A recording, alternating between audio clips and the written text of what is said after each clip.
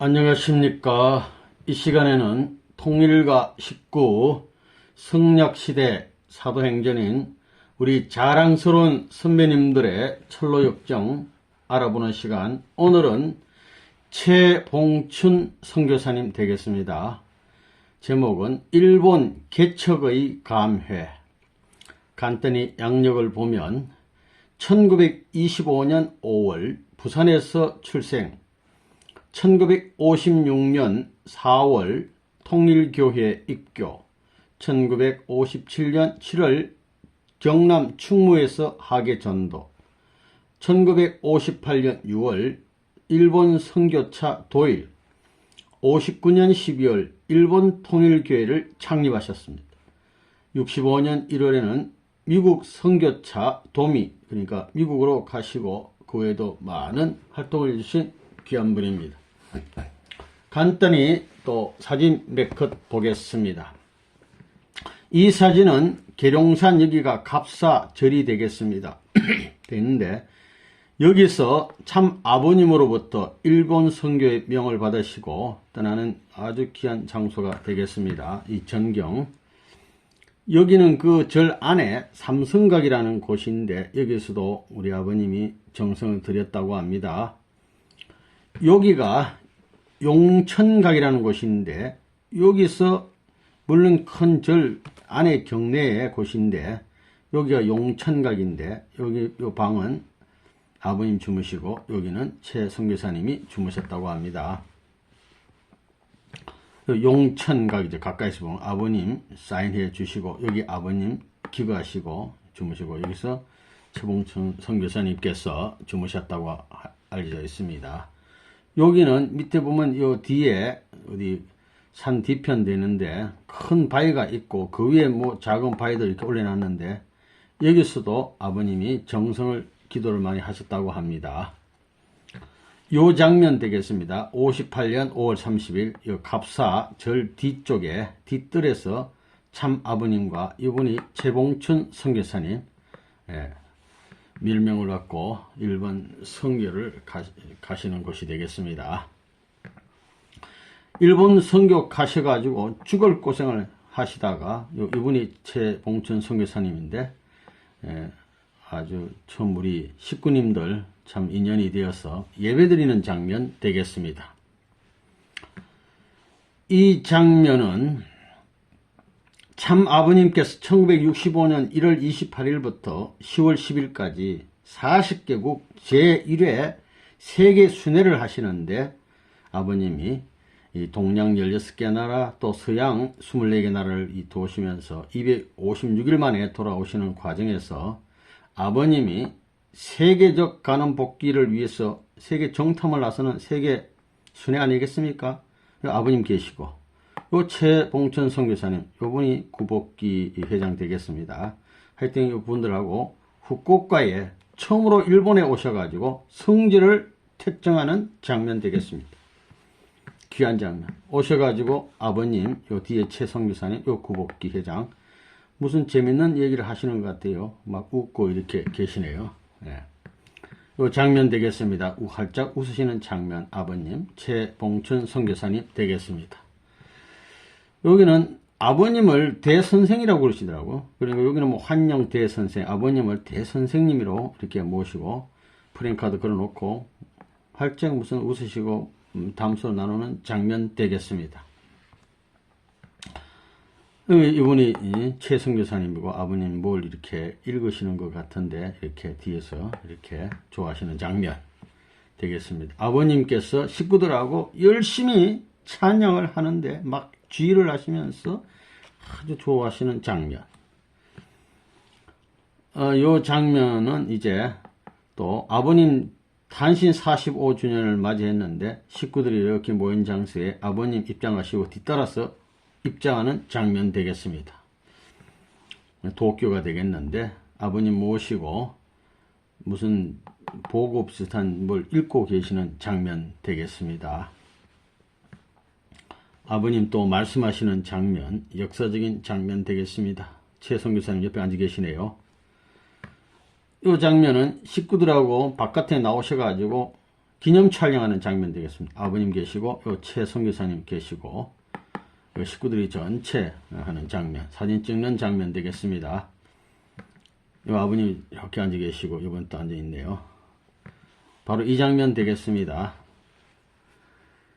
이 장면은 아버님께서 이제 세계 순회 첫 번째가 일본에 왔다가 쭉 미국으로 가셔서 세계 순회 하시고 이제 다 돌고 하네다 공항에 이제 도착하신 거예요. 다시 또 일본 또 오신 거예요.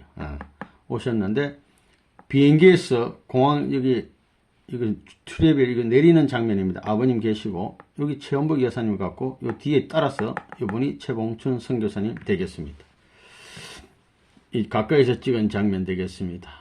아주 기쁘신 장면. 여기 보면 환영화동이라고 놨습니다. 그러니까 아버님 요 계시고 최봉춘 선교사님 요분이 최원복 여사님 되겠습니다. 요 식구 두 분이 무슨 이상한 재밌는 복장을 해가지고 뭐 상당히 코미디를 하는 것 같아요. 웃기는 장면, 식구들이 보고 즐거워하는 장면 되겠습니다. 이제 다 도시고 일본에서 이제 체류하시고 10월 10일 날 일본에 출발해서 한국으로 오시는데 공항에 아버님 모시고 최봉천 선교사님 공항에 와서 이제 비행기 타고 한국으로 올라오고 나오시는 장면.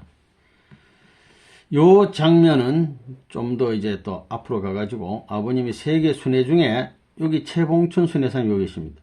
요분은 아마 김영은 선교사님, 요분은 김상철 선교사님 같아 보입니다. 요 최원복 여사님 같고 아버님 계시고 요 또 식구들이 있는데 미국의 포틀랜드라는 곳인데 65년 3월 30일 테이브 공원의 소나무를 중심으로 성지를 측정하신 후에 또 한컷 찍은 장면 되겠습니다. 이 장면은 이제 여기 최봉천 선교사님, 여기 아버님 계시고 유현 협회장님 계시고 요분은 김인철 회장님 같으시고 여기도 어머니 계시고 여기는 유광열 회장님, 요거는 김원필 회장님, 최용석 회장님 하여튼 이런 분들이 계시고 요분은 아마 예진님 같아 보시는데 김포공항에서 다시 또 일본으로 오시는 장면 되겠습니다. 이 최선교사님이 아주 환영하는 장면입니다.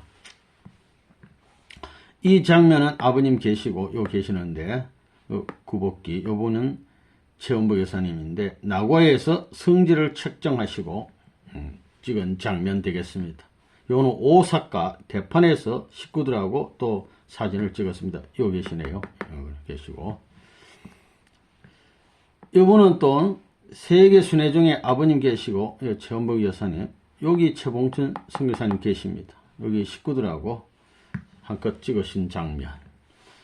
또 환영방독이라고 딱 글자를 써놨는데 독일 라인메인 공항에서 식구들과 함께 하신 아버님 여기 써놨습니다. 아버님 계시고 여기 최봉준 선생님 있는 것 같습니다.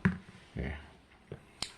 이 장면은 아버님 모시고 이분이 이제 최봉준 선교사님인데 아버님인데 이스라엘 요르단 암만 게리 짐산 성지 특정 때 아버님 모시고 찍은 사진. 아주 귀한 사진 되겠습니다. 이 장면은 이제 연세가 많으십니다. 머리도 다 시시고 노년의 인생을 되돌아보시면서 이렇게 보고 계시는 장면 되겠습니다. 자, 그러면 넘겨가지고 신앙수기 읽어보도록 하겠습니다. 일본 개척의 감회 최봉춘 선교사님 무신론자에서 열성신자로 내용이 길어서 조금 약해서 읽겠습니다. 나는 삼남 사녀의 장남으로 부산에서 태어났다. 어린 시절 어머니의 등에 업혀서 일본으로 건너갔으며 부산에 태어나서 일본으로 건너가 그곳에서 초, 중 등 교육을 마치고 8.15 해방 직전에 귀국하였다. 유년 시절은 대부분 일본에서 보내게 된 것이다. 나는 입교하기 전에 아주 다양한 길을 걸었다. 공장주, 공무원, 통역관, 군인, 교회 전도사, 자선사업가, 농업회사 중역, 실로 좋다고 느끼는 일이면 닥치는 대로 해냈다. 하루는 사주쟁이가 찾아와서 하는 말이 내가 하나님 안 믿고 있는데 28세에 하나님을 믿게 된다는 것이었다. 그러면서 그분은 하늘에서 천사가 내려오는 그림을 보여주었다. 나는 그분을 비웃으면서 당신은 다른 것은 다 맞추어도 이것만은 맞추지 못한다고 반박했다. 당신은 도저히 만질 수도 없는 하나님을 믿을 수 없었던 것이다. 부친은 독실한 천리교 신자였다. 아버님은 천리교 신자. 나는 철저한 무신론자였다. 그런데 하루는 기독교를 믿는 한 부인이 찾아와서 부흥회에 가자고 권유했어요. 그래서 산상기도에 이분이 이제 참석하게 이제 됐는데, 거기 기도에서 은혜를 받아가지고 성령의 체험을 하는데, 나는 눈물을 흘리면서 천지야 무너져라. 세상에 의인이 하나도 없으니 하늘의 영광을 받을 자 없고 죽음으로써 하나님 앞에 우리의 죄값을 조금이라도 치러야겠다 막 하면서 회개를 해요. 천지야 무너져라 하고 가슴을 치며 외쳤다. 한참 울고 나니 막 성령에 감동이 돼서 회개하고 막 울고 이러니까 음성이 들리기를, 잘나도 내 자식, 못나도 내 자식, 좋아도 내 자식, 나빠도 내 자식, 나도 너를 생각하고 있다 하는 하나님의 음성이 들리는 것 같아 나는 하나님 하고 쓰러졌다. 이번에는 하나님의 사랑을 체험하고 그 사랑의 품 안에 안기고 보니 감사의 눈물이 마구 떨어지는 것이었다. 은혜 받았어요. 나는 영적인 체험에 의해 이제 그때부터 아주 열렬한 기독교인이 된 것이다. 그 순간부터 나는 하나님을 따라 이 세상에서 선한 일을 위해 살아야겠다고 다짐했다. 그때가 바로 28세였다. 아까 그 사주쟁이 한 말대로 하나님 믿었어요. 입교 후 일본 전도 결정. 그 후 신학 공부를 하기 위해 일본에 가서 얼마 동안 있다가 한국에 다시 돌아왔었다. 당시는 6.25 사변 이후라서 미국 선교본부에서 구호물자를 원조해 주어 교회를 운영하는 곳이 대부분이었다. 나는 이전에 미군 부대에서 통역을 해본 일이 있었기 때문에 원조 물자를 얻어 교회를 지어 독립교회에서 심우했으며 사회단체도 운영한 적이 있다. 사실 내가 한국에 와서 교회에 봉사하고 있지만 실제로 많은 고민에 휩싸여 있었다. 나에게 만족할 만한 자리가 없었고 성경을 보면 이해하기 곤란한 점이 많았으며 교회 지도자인 목사 장로들의 행동을 보고 실망을 하지 않을 수 없었다. 그래서 교회를 떠나 시골에서 농사를 지은 때도 있었다. 하나님 잠깐 만났다 해결되는 게 아니냐. 진리를 알아야 되고 다 알아야 되고 또 보니까 교회 목사 장로들이 생활이 엉터리야. 그러니까 이게 회의에 빠졌다는 얘기입니다. 그러나 나 자신이 아직 젊었기에 시골에만 있을 수 없어서 다시 상경했다. 얼마 후 인천에서 학교 일을 보았지만 그 일이 잘 안 되어 고통을 받고 있었다.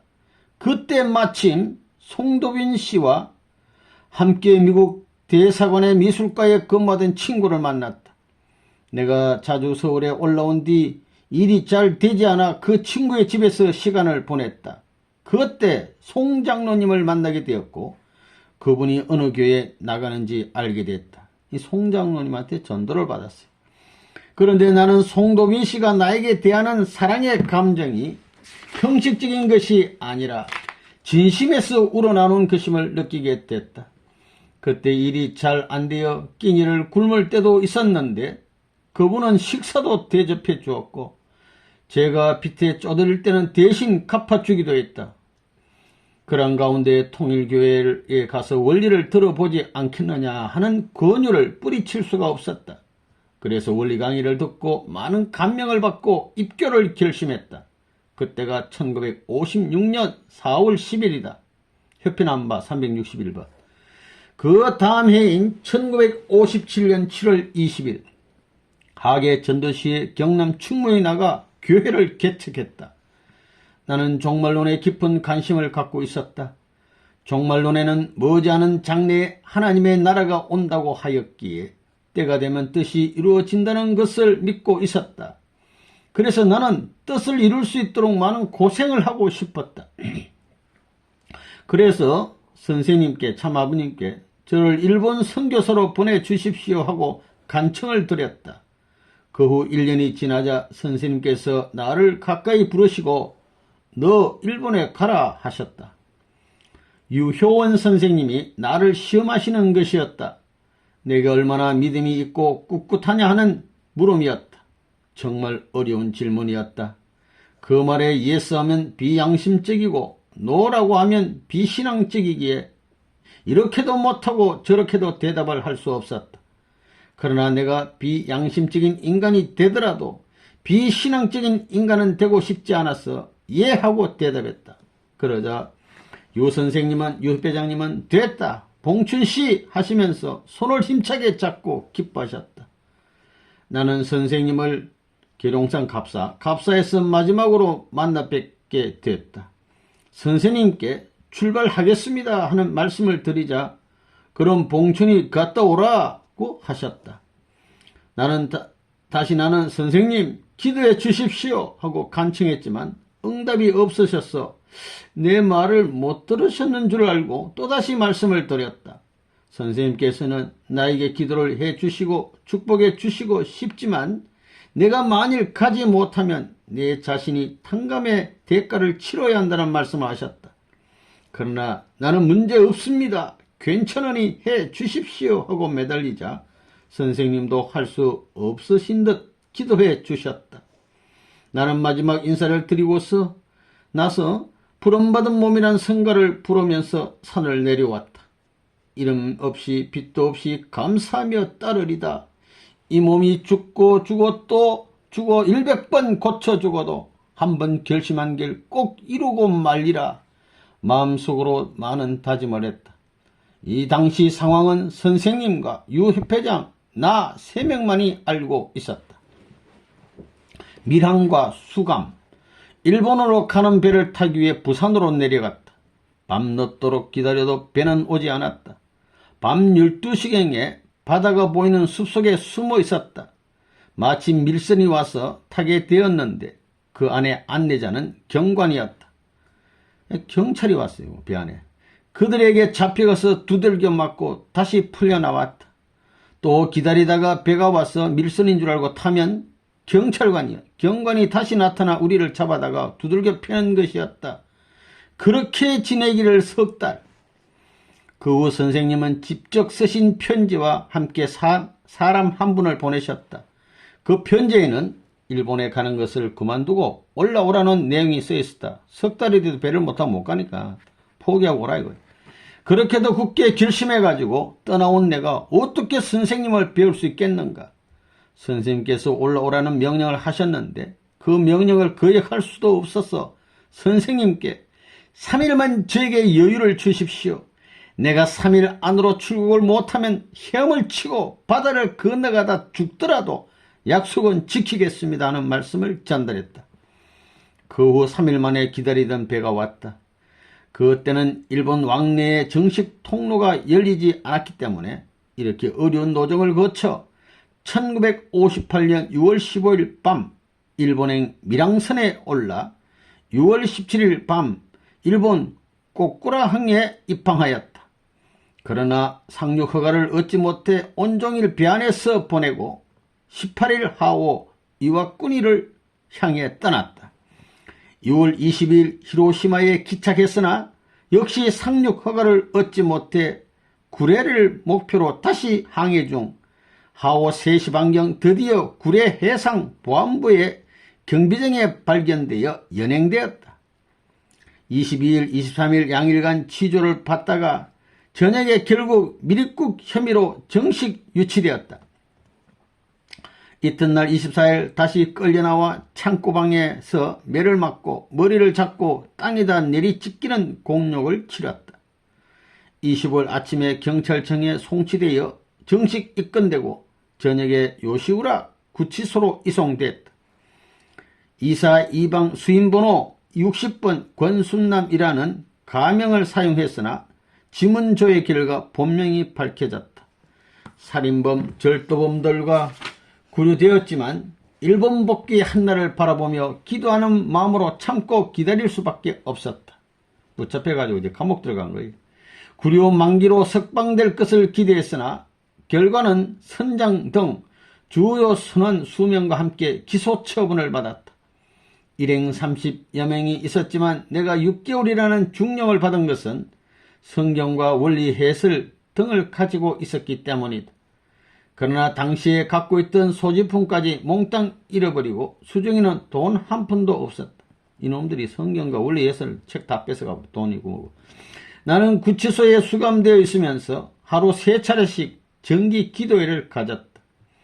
주일에는 조반을 아침을 금식하고 낮 예배 시간에 맞춰 서울 쪽을 향해 조용히 성가를 부르고 기도를 함으로써 혼자 마음속으로 예배 시간을 가졌다. 감옥 안에서도 예배를 드렸어요. 8월 31일 내가 구치된 지 40일이 되는 날이다. 이 40일을 중심으로 사탄을 분별하여 오는 9월 4일에 공판을 막기 위해 4일간의 금식을 결심했다.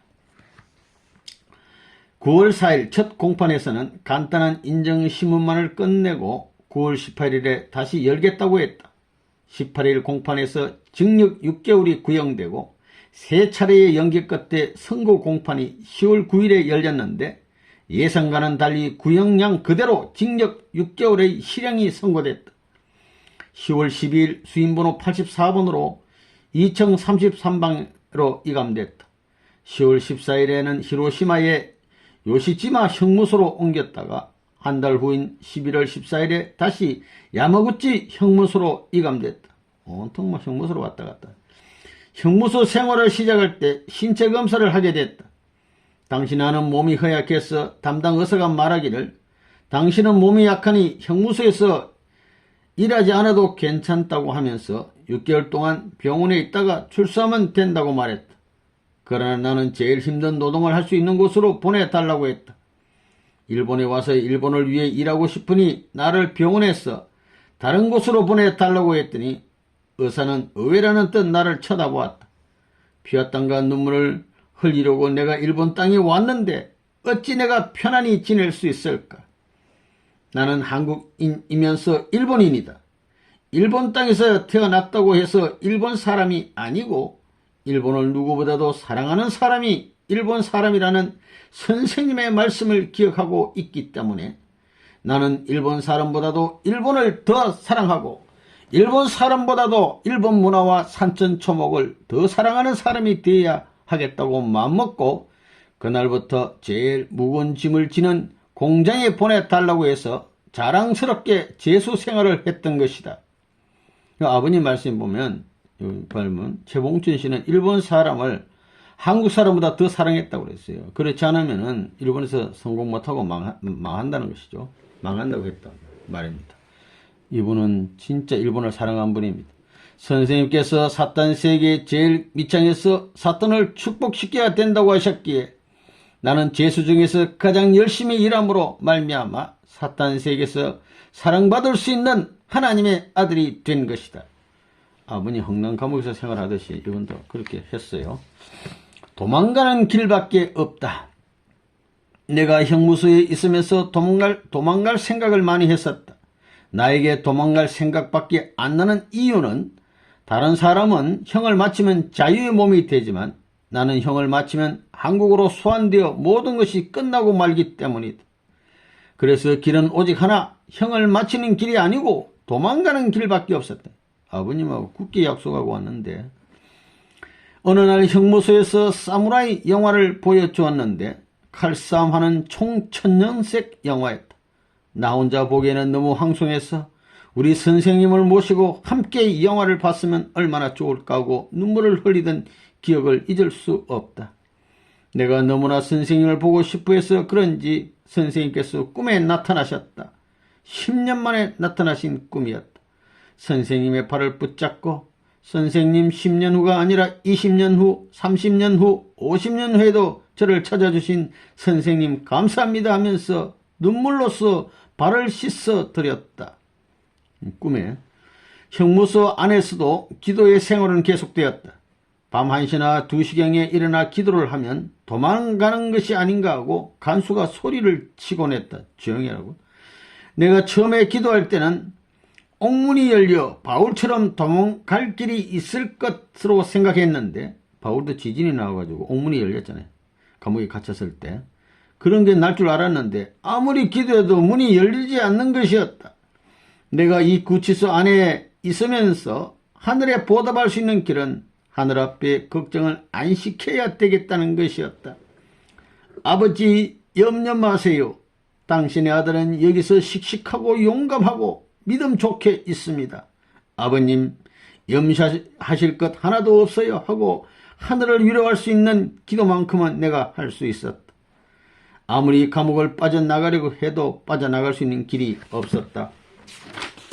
그리하여 그럭저럭 6개월이 다가왔다. 다른 사람들은 그날이 오기를 얼마나 기다리겠는가. 나는 그날이 빨리 오지 말기를 원했지만 그날이 오고야 말았다. 1959년 2월 18일 형무소에 들어간 지 만 130일 되던 날이다. 형무소를 나오자마자 다시금 수갑을 채워서 배를 태워 보낸다는 것이다. 형무소가 있던 야마구치에서 시모노세키까지 기차로 5시간 걸려 도착하게 됐다.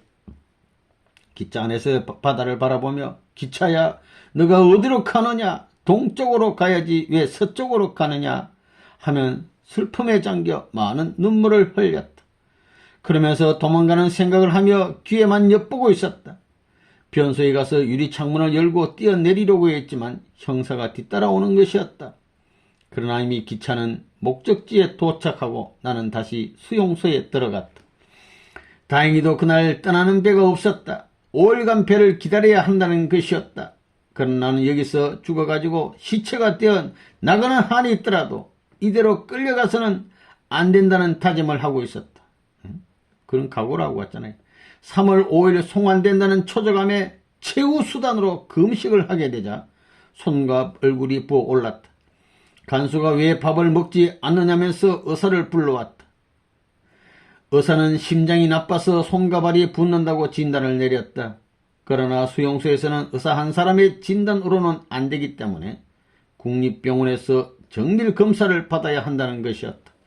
그날 바로 자동차에 실려 국립병원으로 갔다. 나는 아버지 어떻게 해야지요 하고 기도를 드렸다. 병원에는 마침 담당 의사는 없고 조수가 있었다. 이제 뭔가 되는가 보다 하는 생각이 들었다. 조수는 나를 입원시켰다. 나는 너무 기뻤다. 자유의 몸은 아니지만 병원은 얼마든지 도망갈 수 있기 때문이다. 자동차 안에서도 나는 눈물을 뚝뚝 흘리고 있으니 간수가 보고 아, 청년 염려하지 마. 죽지 않으니까 병원에 가서 치료하면 다 나을 수 있어 하였지만 내가 좋아서 울고 있는 줄 그는 알지 못하고 있었다. 병원에 가서 있다가 그냥 탈출하려고. 병원에서도 자기들의 책임이 있으니까 전문 의사가 정밀검사를 하는 것이었다. 그러나 심장은 조금도 나쁘지 않으니까 돌아가라고 했다. 큰일 나요. 돌아가면 이제 한국으로 추방하는. 나의 입장을 자세히 그 의사에게 고백했다. 나는 돌아가서는 안 돼요. 나는 목사로서 일본 교회와 문화 시찰을 왔어요. 정식 길이 없어서 밀선을 타고 왔지만 3개월간만 있게 해주시면 감사하겠습니다 하고 그러자 의사는 3개월간 입원하라는 진단서를 떼주었다. 이제 빨리 도망가야지 하는 마음을 먹고 4월의 어느 토요일 어두워지는 틈을 타서 병원에서 도망을 했다. 기차를 타고 동경을 향해 갔지만 너무나 흥분하고 있었다. 열차 속에서 창밖을 보고 눈물을 줄줄 흘리면서 선생님, 저는 이제 동경 갑니다. 아버지 염려 마시고 기대하시고 보호해 주세요. 동경에 가서 열심히 일하겠습니다 하고 기도하고 다짐했다. 나는 형무소 생활을 하면서 영어와 역사 공부를 게을리하지 않았다. 이따금씩 한국에 있는 삼위기대 전경선 씨와 송도빈 씨 등으로부터 편지가 와서 조국의 소식을 알 수 있었다. 선생님 39주년 탄신일 행사에는 고국 식구와 함께 금식에 동참했다. 또 기회가 있는 대로 전도하고 시간이 허락하는 한 원리를 번역하는 일본말로 번역하는 생활을 했다. 갈 곳 없는 전도사. 기차는 밤새도록 동경을 향해 달렸고 이튿날 마침내 동경 가까운 아다미에 기착하였다. 기차가 꽤 오래 정착하고 있었다. 그 사이에 동경의 신주쿠행 기차가 건너편에 있어 갈아탔다. 혹시 그 사이에 요양소 탈출이 탈로가 나서 수배를 받고 있는지 모르기 때문이었다. 정오 조금 지나자 기차는 신주쿠역에 도착하였다. 1953년 동경을 떠난 뒤로 실로 7년 만에 재입경인 것이다. 이 첫날 밤은 무리한 대로 한국 YMCA에서 보내고 다음날에는 몇 곳을 찾아보았지만 누구도 방을 내주지 않아 YMCA에서 사흘밤을 3일을 보냈다. 그 후 여관에서 3, 4일간 지내다가 잔금이 떨어질 지경이 되어 돈 다 떨어져 생각 끝에 야마나시경에서 목사로 일하고 있는 옛 친구 이와시다를 찾아갔다. 여기서 별다른 일이 없어 원리 해설의 번역을 하다가 얼마 후 동경으로 다시 올라왔다. 그러니까 동경에 왔다가 다시 시골 갔다가 다시 동경 또 올라온 거예요. 그러나 어디를 찾아가 봐도 누구나 안정된 거처를 제공해 주는 이가 없었다. 뭐 먹고 자고 하는 데가 있어야 뭐 시작을 하지. 나는 3일 만에야 방을 하나 세내어 잠자리를 마련하고 오짜노미즈에 있는 학생회관을 찾아가서 학생을 대상으로 전도했으나 법적인 거주의 자유가 없어 어딘가 모르게 불안해 오는 느낌을 떨쳐버릴 수가 없었다. 신분증이 없잖아. 30엔 어치 빵을 사서 2, 3일간 물과 함께 먹었다. 돈이 완전히 떨어져서 더 이상 어디에 갈 수도 없었다. 힘없는 다리를 이끌고 목사나 이웃 YMCA에 가서 전도를 했지만 별다른 성과가 없었다. 옛날 친구를 찾아가면 더러는 이사를 갔고 더러는 남아 있었지만 얼굴이 노랗고 머리를 짧게 깎았으니까 수상히 여기는 것이었다. 어떤 친구 집에서는 이틀간을 머무르니 미안하지만 나가 달라는 것이었다. 친구에게 알았다고 하면서 밖에 나가 하루 종일 전도하러 돌아다니다가 밤 11시까지 잘 곳을 찾아도 마땅한 곳이 없어 친구 집에 다시 가는 것이었다. 친구 사정을 보아야 옳으냐 하늘 사정을 보아야 하느냐 하는 수 없이 친구 집 앞에 가서 문을 두드리려고 하지만 손에 힘이 안 가는 것이었다. 그래도 하는 수 없이 두드리면 안에서 사람이 나와 들어간다. 이렇게 친구들도 몇 사람 찾아갔지만 더 이상 갈 데가 없었다. 배가 고플 대로 고프고 기진맥진할 때까지 돼버렸다. 하룻밤만이라도 편안하게 자봤으면 소원이 없을 것 같았다. 매일 목사들을 찾아가서 원리 말씀을 전하면 오히려 야단만 칠 뿐 먹혀 들어가지 않았다. 또 자기의 피를 뽑아 성경 66권을 2번씩이나 쓰고 재림주라고 자처하는 영통인을 찾아가서 말씀을 전가하고 내가 누구인지 기도해 보라고 권유했다. 그러나 다음날 찾아가니 그분이 안 계시다면서 가라는 것이었다. 그러나 약속을 했다면서 끈질기게 이야기를 하자 영통인이 나와 하는 말이 몽쉐 사탄이라고 하더라는 것이었다.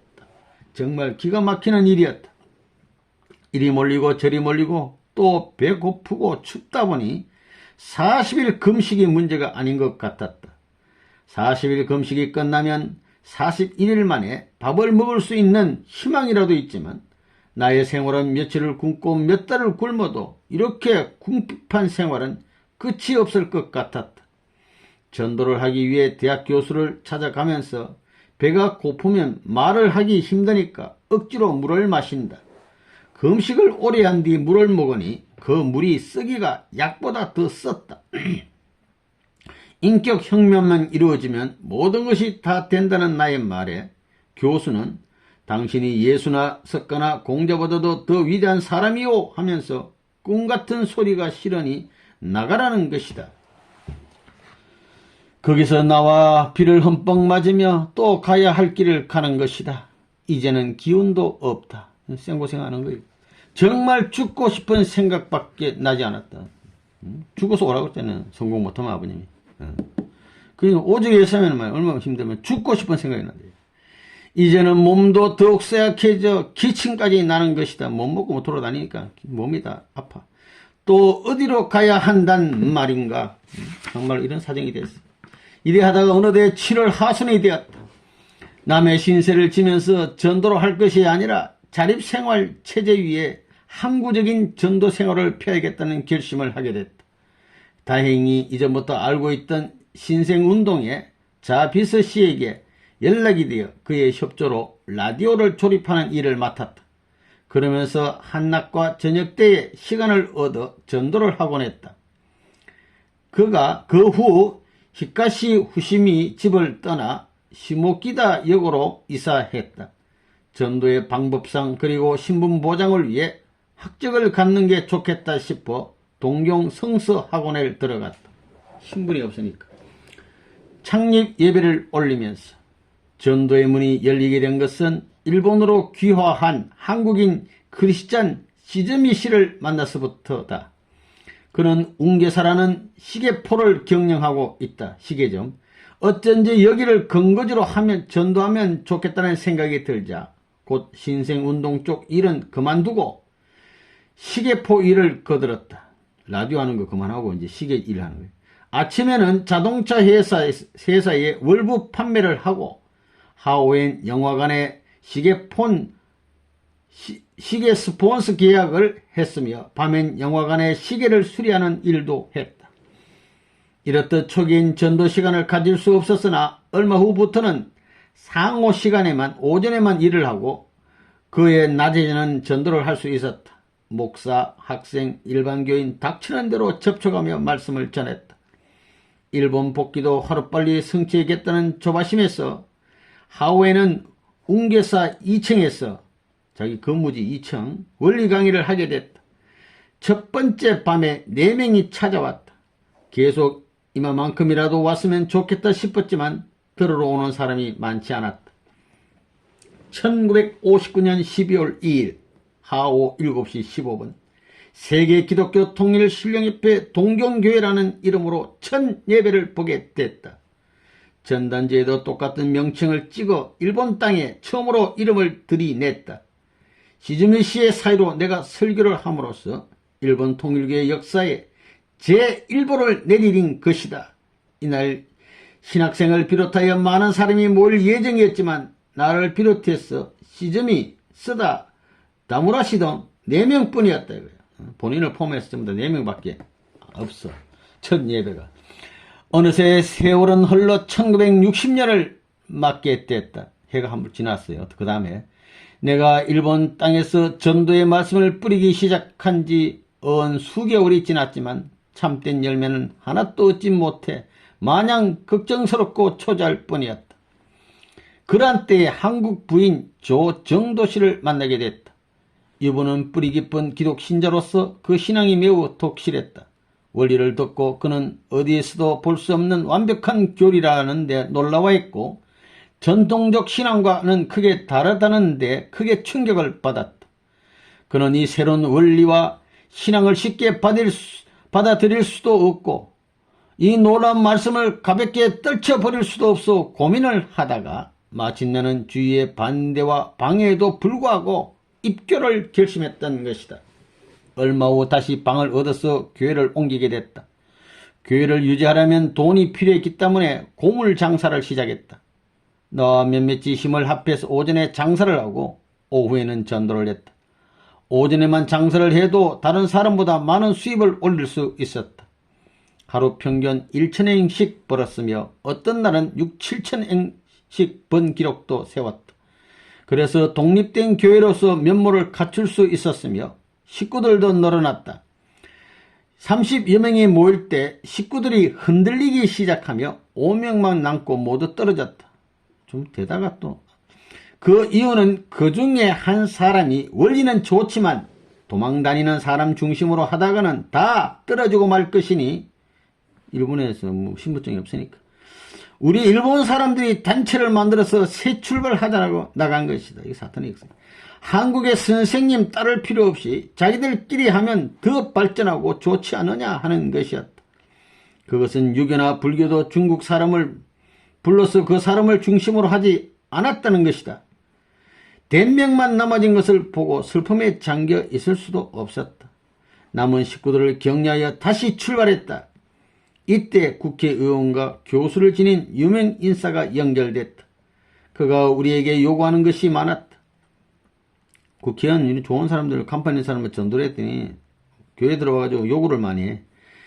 어느 날 그 요구는 너무하니까 들어줄 수 없다고 거절하자 그는 이놈의 조센찡 어디서 건반지게 큰 소리야. 만일 경찰에 일르면 잡혀가는 줄 몰라 하면서 모욕을 주는 것이었다. 그렇지만 내가 한마디라도 대꾸하면 잡혀 들어갈 입장이기 때문에 그냥 꾹 참았다. 또 명예도 있고 돈도 많은 부인이 들어왔다. 그분이 땅을 드릴 테니 교회를 지으라고 해서 욕심이 많게도 교회와 문화회관을 겸해서 설계를 했다. 그때 돈으로 20만행, 오늘날 우리 돈으로 1억 원 가량의 돈을 들여서 교회를 짓기 시작했다. 사실 당시로서 우리가 그만한 돈을 모으는 것은 거의 불가능했다. 그 아주머니가 계약금을 내어서 시작은 했지만 착공한 지 열흘 만에 돈을 지불해 달라는 것이었다. 그래도 문제 없다고 하면서 일을 시작하자고 했다. 그래서 큰 공사가 벌어졌다. 옷이랑 돈이 될 만한 것은 모두 팔았지만 너무나 부족했다. 주일 설교 시간에 옷이 없어 헐렁한 남의 옷을 얻어입고 설교를 하기도 했다. 또 며칠이 지나자 돈을 달라고 해서 교회에 있지 못하고 숨어 다니기도 했다. 혹시 경찰에 고발하면 붙들려 가야 하기 때문에 남보다 몇 배 걱정을 해야 했다. 그런데 어느 날 선생님 100만엔 보냅니다 하는 전보가 날아왔다. 지방교회에 있는, 자기가 전도해서 내보낸 지방교회에 있는 신도가 최봉천 선교사님을 선생님에 부르면서 선생님 100만원 보냅니다 하는 전보가 날아왔다. 100엔 보낸다는 내용이 잘못됐는가 보다 했는데 정말로 100만엔이 올라온 것이다. 동경 본부교회에서 고물장사를 해서 교회를 이끌어가는데 더 고생하는 지방교회에서 100만엔을 보내니 믿을 수가 없었다. 그 당시 나고야 교회에 17세와 19세 되는 두 여성이 전도를 하고 있었다. 그런데 둘이는 노방전도를 일찍 마치고 부잣집 한 가정을 방문하게 됐다. 배를 누르자 문지기가 나와서 뭐하러 왔느냐고 물어서 전도하러 왔다고 하니까 나가달라고 하더라는 것이다. 그 사이에 마당에서 꽃을 가꾸고 있던 주인 아주머니가 들어오라고 해서 이야기를 나누게 되었다. 그분은 우리 전도사의 말을 잘 경청하면서 오늘은 시간이 없으니 그만하고 내일 자기가 직접 가겠다고 제의하더라는 것이다. 직접 오겠다고 하면서 여러분은 나이가 어려도 하나님의 말씀을 전하는 선생님이니 내가 찾아가 뵙겠다고 굳이 자신이 오겠다고 하더라는 것이다. 다음날 그분은 주소를 들고 누추한 교회를 찾아온 것이다. 그분은 하루 종일 강의를 들은 뒤 연꽃이 더러운 연못에 나는 것과 마찬가지로 참은 이런 곳에서 나는구나 감탄하면서 자기가 무엇으로 도울 수 있느냐고 말해달라고 하더라는 것이다. 차마 돈 이야기는 못하고 동경에서 교회를 짓는데 돈이 없어 고생한다는 이야기를 들려주었다. 그 다음날 후편 강의를 들으러 오면서 부자 아주머니 여럿을 데리고 왔었다. 이들이 두 차례에 걸쳐 100만행을 헌금해서 동경교회를 짓는데 보탠 것이다. 또 그들은 나를 만나기 위해 동경에 오면서 많은 돈을 헌금하고 갔다. 그래서 교회의 건축비를 무사히 치를 수 있었다. 그 후 일본 황족 계통에 있는 한 분이 우리 교회에 특별히 관심을 갖고 나오게 되자 그와 연관된 사람들이 자주 드나들게 되었다. 그래서 그들을 접대할 수 있는 고급 성룡차를 사기에 이르렀다. 그때부터는 우리 교회가 나날이 번창하고 거물급들이 들어오게 됐다. 그 가운데 입정교 성이라는 단체와 연결이 되어 간부 다수가 입주하게 된 것이다. 어느 날 동경에서 한 청년이 우리의 노방전도 강의를 듣고 감동을 받아 더 자세히 듣고자 교회를 찾아왔다. 그 사람이 구복기 회장이야. 그분은 200만 신도를 갖고 있는 불교단체 입정교 성회의 청년부장이었다. 이분이 자기 회장에게 가서 내가 훌륭한 선생님을 만나서 좋은 진리를 들었는데 그 선생님을 만나보면 어떻겠습니까? 하고 건의를 한 것이다. 그곳에서 보내준 자동차를 타고 회장을 만나러 갔다. 내가 일본에서 만난 종교인 가운데 제일 인격적으로 대해주시는 것이었다. 그분은 내가 1시간 이야기를 해도 그냥 듣고 2시간, 3시간 이야기를 해도 그냥 들어주는 것이다. 다음날 가서 이야기를 했는데 그 회장이 많은 감복을 받고 자기의 비서실장과 아들 그리고 청년부의 책임자를 보낼 테니 훈련시켜 달라는 것이었다. 그 단체의 중심 인물들에 대한 교육이 시작됐다. 특별히 회장은 수상이나 국회의원들까지도 회원인데 두 아들만은 종교를 믿으려 하지 않아서 걱정이라면서 아들에게 교육을 시켜 한을 풀어달라는 것이었다. 아들이 말썽이야, 그 양반은. 그 회장의 아들도 남들처럼 똑같은 훈련을 시키고 교육을 받게 했다. 마찬가지로 열흘이 지난 후 노방전들을 함께 나가게 했고 40일이 지난 후에는 새로운 모습으로 완전히 달라졌다. 그 회장 아들이 40일 수련받고 사람이 달라졌어. 회장은 너무 기뻐 어쩔 줄 몰라 했다. 이 원리 말씀이 아니면 세계를 구원할 수 없다는 내용을 비서실장과 아들이 회장에게 보고하기에 이르렀다. 그 보고를 들은 회장은 자기들 200만 신도들을 교육시켜 달라는 것이었다. 그래서 청년들 가운데 대학 졸업자, 건강한 자, 인물 잘난 사람 100명을 우선 뽑아 달라고 해서 교육을 시키게 됐다. 이 청년들이 세계 청년들을 움직여 보자고 회장에게 제의해서 세계 청년회를 구성하기에 이르렀다.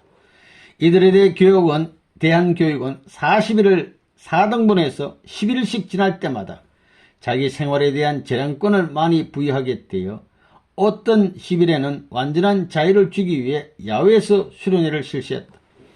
마지막 10일에는 자유를 주는 대신 금식을 시켰다. 모두 원리로 무장되어 명령에 죽고 명령에 살겠다고 맹세도 했다. 수료식을 하면서 여러분들은 하루속기 원리 말씀을 중심 삼고 우주 복귀를 완수하라고 눈물로써 당부했다. 1차 수련회를 통해 모두들 감동을 받아 연이은 수련회가 5차까지 계속됐다.